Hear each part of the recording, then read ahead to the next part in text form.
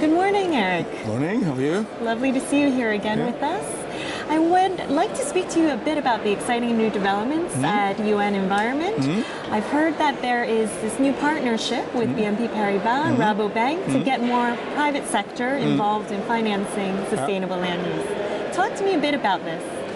Now, this comes from the obvious fact that if we really want to mobilize big money, it cannot come from aid or from the public budget, only from the private sector. The big banks have a problem because the costs in the big bank are so high they cannot really target the smallholder farmer in Indonesia or in Latin America. So the idea here is to find a system where BNP Paribas, Rabobank and others can provide the big money, but that can be used to uplift the small-scale farmers so they get more productivity, better to feed the family, but also less reason to encroach upon the forests. And I heard a figure associated with it, $10 billion. What exactly is that figure? Sounds extraordinary. It's huge, huge money, yes. I just signed in Paris during President Macron's climate meeting an agreement with the CEO of BNP Paribas for $10 billion. The money will not come into your my pockets tomorrow for sure, but it's a strong commitment from BNP Paribas, the biggest bank in Europe, to do this, and they expect other banks to follow. Wonderful. So it's a positive sign for you to see this private finance coming together with institutions like the United Nations.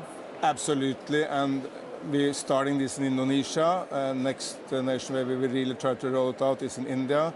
We want a big partnership with the southern Indian state of Andhra Pradesh. I mean, it's 55 million people, so it's not small, to transform the agriculture there. Much more environment friendly, much higher productivity, and of course, again, saving the forests. Let's talk about your interfaith rainforest initiative. I found this very interesting.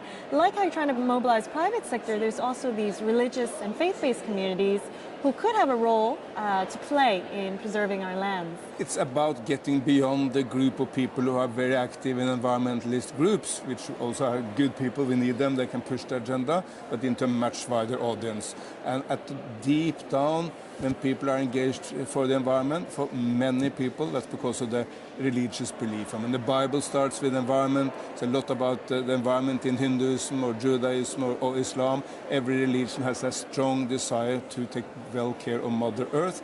We should tap into that spiritual desire to protect our planet. How did the motivation come for you? What sparked you to want to engage with these groups? To me, it's very simple. I see all over the planet people are engaged with the environment and for development because they have a belief in God or they are inspired by spiritual leaders. The African continent, in a village there, very rarely you will see a traditional Western non-governmental institution. That will always be a church or a mosque or both. Right.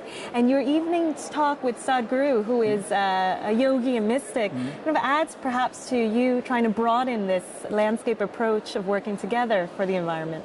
Absolutely, and India is, there are very few places in the world where religion is so interwoven with everything in society, and he has been critical in putting the cleanup of Ganga, the biggest river, and other rivers high on the agenda in India.